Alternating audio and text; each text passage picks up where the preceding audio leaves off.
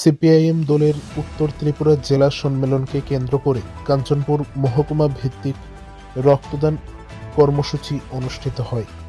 28শে December শনিবার দুপুর আনুমানিক 12টা নাগাদ উত্তর ত্রিপুরা জেলার কাঞ্চনপুর বিধানসভা কেন্দ্রের অন্তর্গত সিপিআইএম কাঞ্চনপুর মহকুমা অফিসে এই রক্তদান শিবিরটি অনুষ্ঠিত হয়। সিপিআইএম কাঞ্চনপুর মহকুমার সম্পাদক আশিস নাথের আলোচনার মধ্য দিয়ে রক্তদানের সফল কর্মসূচি শুরু হয়।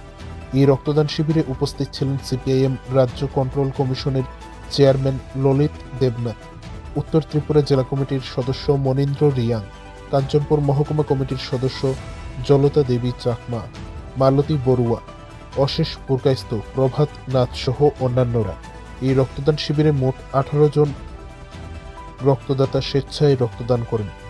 এই 18 জন রক্তদাতাদের মধ্যে একজন মহিলা রক্তদাতাও উপস্থিত ছিলেন।